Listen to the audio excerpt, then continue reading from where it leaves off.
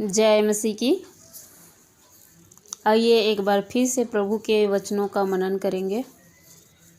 और वचन है आज का 2 कुरिन्थी 9वें अध्याय का 7वां वचन।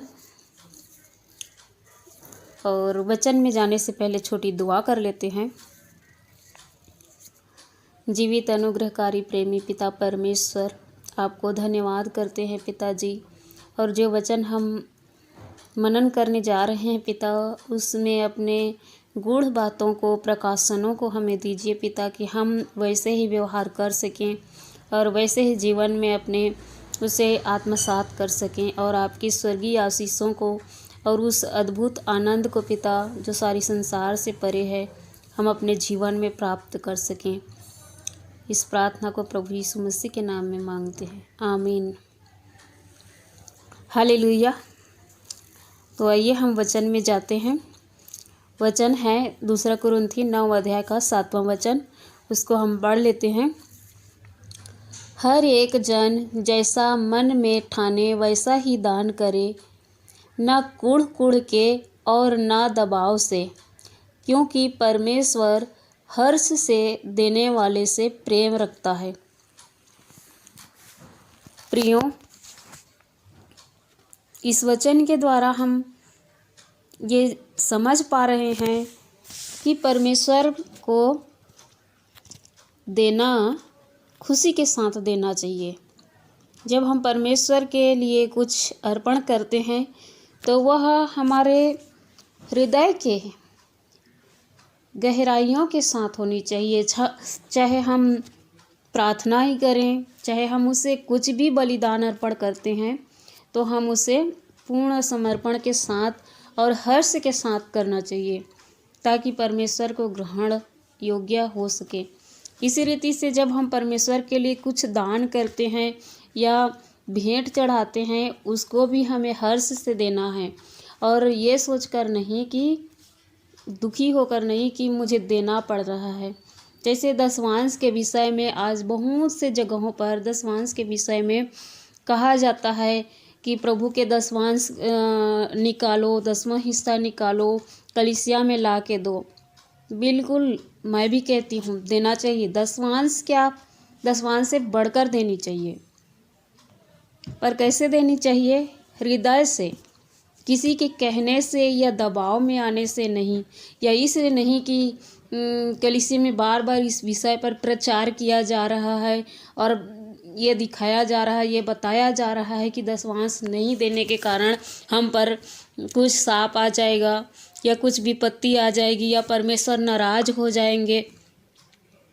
इस प्रकार के डर और भय के साथ कोई भी भेंट, कोई भी दान परमेश्वर को ग्रहण योग्य नहीं होगा। परंतु हर्ष से देना है।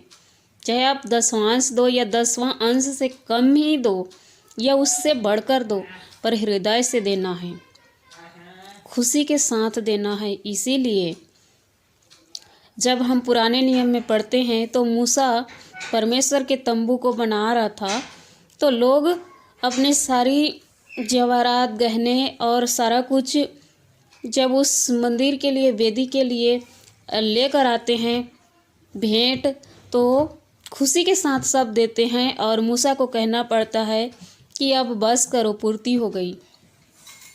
क्या आज कहीं कलीसिया में कहा जाता है किसी को कि बस मेरी ज़रूरत पूरी हो गई, मुझे बहुत कुछ मेरे पास अब हो गया है?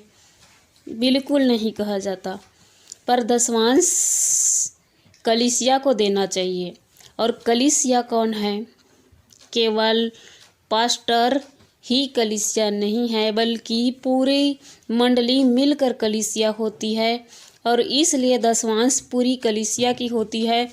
इसका मतलब ये नहीं कि सबको बांटो, पर दशवांश को ऐसे दो जिससे कलीसिया की उन्नति हो। और कलीसिया की उन्नति कैसे होती है?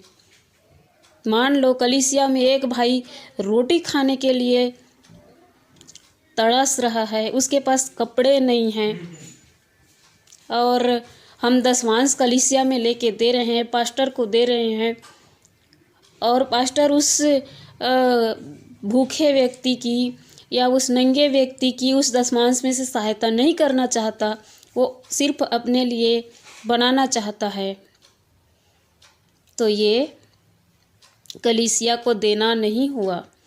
कलीसिया की उन्नति के लिए देना होता है कि हर एक को लाभ मिले, उससे दूसरों को फ़ायदा मिले। पूरी कलीसिया के हर एक अंग को पालन पोषण किया जाना चाहिए, हर एक ज़रूरतमंद की ज़रूरत पूरी होनी चाहिए।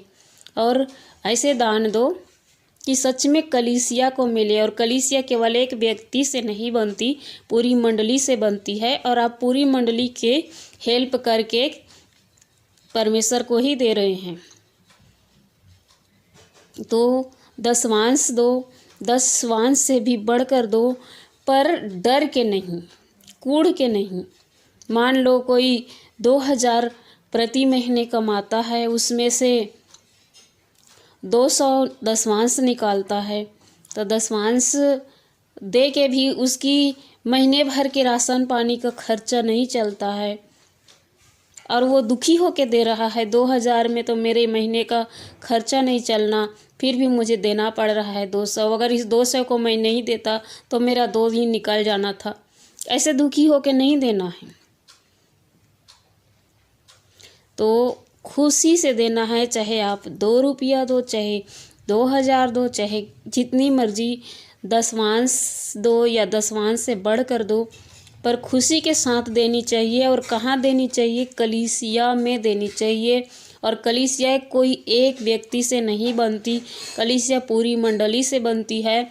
और पूरी मंडली में यदि कोई भूखा है, प्यासा है, नंगा है, बीमार है, और कोई बढ़ रहा है, कोई उन्नति कर रहा है, और एक अंग अपाहिज है और दूसरा अंग ठीक है, तो कलीसिया की उन्नति नहीं है।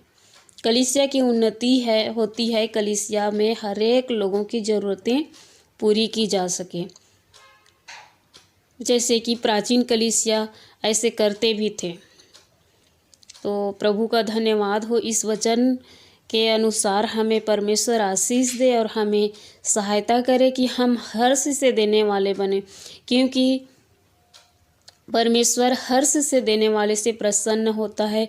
चाहे हम अपना समय दें, चाहे हम अपने प्रार्थनाओं की भेंट चढ़ाएं, चाहे धन्यवाद की भेंट चढ़ाएं, चाहे हम हृदय से आत्मिक प्रार्थना करें, जो कुछ भी करते हैं हर्ष से करें। किसी बीमार की सहायता करते हैं या किसी के लिए प्रार्थना करते हैं, हर्ष से करें, खुशी से करें। ऐसा नहीं कि यार मुझे करना पड़ रहा है, मेरी मजबूरी है।